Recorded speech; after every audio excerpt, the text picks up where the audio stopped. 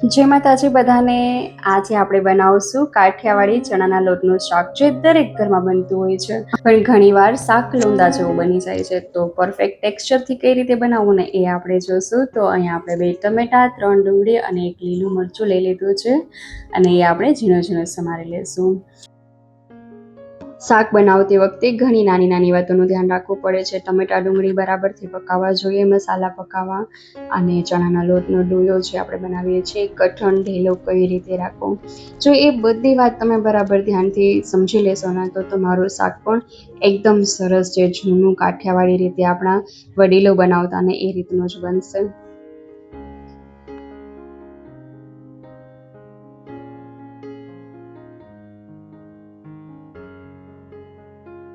હવે અહીંયા લસણ, લીલું મરચું, આદું, એમાં મીઠું નાખીને આપણે ખાંડી લેશું. આ રીતે શાકનો વઘાર કરશું ને તો શાક બહુ જ સરસ બનશે. અને અહીંયા આપણે ચૂલા પર શાક બનાવવાના છીએ, તો દેશી કાઠિયાવાડી સ્વાદ તો આવવાનો જ છે. તો અહીંયા આપણે ચૂલા પર કઢાઈ મૂકીને 3 ચમચા જેટલું તેલ ઉમેરશું.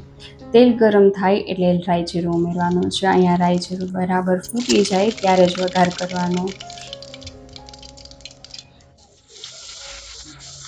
હવે ગરમ તેલમાં લસણ, આદુ, મરચાંની પેસ્ટ નાખીને સેજ ચમચું બ્રાઉન થાય એટલે થોડીક હળદર અને સમારેલી ઝીણી ડુંગળી એડ કરશું. અહીંયા આપણે હળદરને તેલમાં ઉમેરવાથી શાકનો કલર બહુ સરસ આવે છે, અને સ્મેલ પણ, શાકનો સ્વાદ પણ થોડો ચેન્જ થઈ જાય છે. તમે જ્યારે ઉપરથી હળદર નાખો છો ને તેલમાં વઘાર કરો છો એમાં ફેર પડી જાય છે. અને અહીંયા આપણા સમારેલા ટમેટા હવે ઉમેરશું. ડુંગળી આપણી બ્રાઉન થઈ જાય, સેજ લાલાશ જેવી થઈ જાય ત્યારે ટમેટું ઉમેરશું.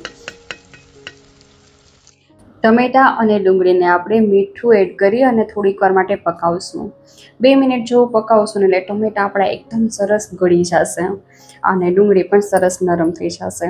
તો આપણે થાળી ઢાંકીને 2 મિનિટ જેવું પકાવી લઈશું, જેનાથી એનું ટેક્સચર આપણે જેવું જોઈએ છે એવું આવી જાય. શાકમાં આખા ભાગા જેવા ટમેટા રહે ને તો એ શાક જોવામાં બી સારું નથી લાગતું અને ખાવામાં બી વધારે મજા નથી આવતી. ટમેટા વધારે પાકી જાય અને ગ્રેવી જેવું થઈ જાય ને તો શાક સરસ લાગે છે. અને ઘણીવાર બાળકો એવું કહેતા હોય કે મારે ટમેટા કાઢી નાખવા છે, મને નથી ભાવતું. તો આ રીતે ગ્રેવી હશે તો થોડાક ટમેટા પણ એના પેટમાં જશે. અને હવે ધાણા જીરું અને લાલ મરચું ઉમેરી અને મિક્સ કરી દઈશું. અહીં આપણે લાલ મરચુંને વધારે વાર નથી પકાવવાનું, નહીંતર એ બળી જશે. એટલે ખાલી બસ થોડી વાર માટે મિક્સ કરી અને તરત જ આપણે પાણી ઉમેરી દઈશું, નહીંતર શાકનો કલર કાળાશ ઉપર આવશે.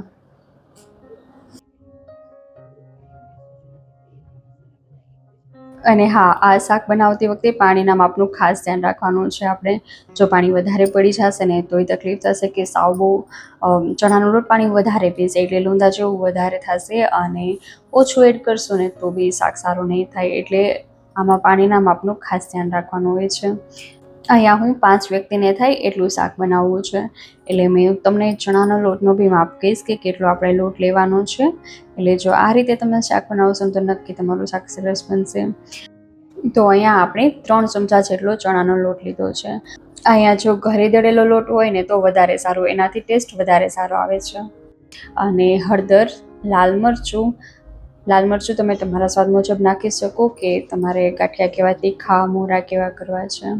તો હળદર, લાલ મરચું, મીઠું ઉમેરી અને પાણી ઉમેરતા જશું ને ડોયો બનાવશું. જો અહીંયા આપણે થોડું થોડું પાણી ઉમેરવાનું છે, વધારે એકસરખું પાણી વધારે એડ કરી દઈશું તો ઢીલો બની જશે ડોયો. આપણે થોડું થોડું પાણી ઉમેરતા જશું ને મિક્સ કરતા જશું. તો જો આ રીતનું ટેક્સચર કંઈક આપણું હોવું જોઈએ ચણાના લોટનું. બહુ વધારે ઢીલો નથી કરવાનો. જો ઢીલો કરશું ને વધારે તો આપણા ગાંઠિયા જ્યારે આપણે પાડશું ને એ પોચા બનશે, પાણીમાં જેવા જશે ને એવા એ લોંદો થઈ જશે. તો અહીંયા આપણે ઝારાને તેલવાળું કરી અને ડોયો એક હાથે તે ઝારા પર મૂકી અને આપણી ચારેય આંગળીઓની મદદથી ઉપરથી નીચે આપણે હાથને લઈ જવાનો છે, જેનાથી આપણા ગાંઠિયા એક સરખા એકદમ સરસ બને. જો આપણે આંગળીઓને ગોળ ગોળ ફેરવી અને ગાંઠિયા પાડશું ને તો એ નાના નાના અને જાડા ગાંઠિયા પડશે. તો આ રીતે આંગળીઓને આપણે ઉપરથી નીચેની સાઈડ લઈ જઈ અને ગાંઠિયા પાડશું ને તો એ જે કંદોઈના ગાંઠિયા હોય ને એ રીતના મસ્ત મોટા અને જાડાઈની પાતળાની અને છૂટા છૂટા બનશે અને શાકનું ટેક્સચર એનાથી બહુ સરસ આવશે. આ વાતનું ખાસ ધ્યાન રાખવું જોઈએ. આ એક નાની ટીપ હતી કે જેનાથી તમે પરફેક્ટ શાક બનાવી શકો. બહુ કઠણ લોટ હોય તો આપણા જે ગાંઠિયા છે એ બહુ કઠણ બને છે અને ઢીલો લોટ હશે ને તો એ પોચા બનશે ને શાક લોંદા જેવું થશે. એટલે આમાં ખાસ લોયાનું ધ્યાન રાખવાનું હોય છે. જ્યારે મેં પણ પહેલી વાર શાક બનાવ્યું હતું ને ત્યારે મારું શાક પણ સારું નહોતું બન્યું, પણ મારા સાસુમાએ મને શીખવાડ્યું કે કઈ કઈ નાની વાતોનું ધ્યાન રાખવું, લોટ કઈ રીતનો રાખવો, બસ તો ત્યારથી મારું શાક પણ પરફેક્ટ બને છે. બાકી તો તમે પહેલી બીજી વખત કોઈ પણ વસ્તુ બનાવો તો થોડી બગડે જ ખરા, પણ તમે એને વધારે તમારો હાથ એમાં વળી જાય એટલે શાક પરફેક્ટ જ તમારું બને. તો બસ આપણે અહીંયા 2 થી 3 મિનિટ જેવું શાકને પકાવશું અને ધાણા જીરું અને ગરમ મસાલો ઉપર સ્પ્રિંકલ કરશું. આનાથી શાકનો સ્વાદ વધારે સરસ થશે. કોઈ પણ તમે ચણાના લોટનું શાક બનાવો ને તો આ રીતે ગરમ મસાલો અને ધાણા જીરું છાંટશો ને તો બહુ સરસ લાગશે. અને કોથમીરના પાન સ્પ્રિંકલ કરી અને શાકને આપણે નીચે ઉતારી લઈશું. આ શાક જેમ ઠંડુ થશે ને એમ એનો રસો ચૂસી જશે ચણાનો લોટ, એટલે શાકનું ટેક્સચર સરસ થશે.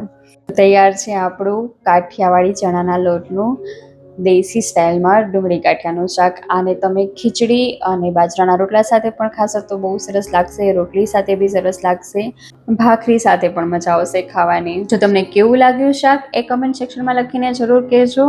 આગળ મળશું નવા વિડીયોમાં નવી રેસીપી સાથે. ત્યાં સુધી આવજો, બાય બાય.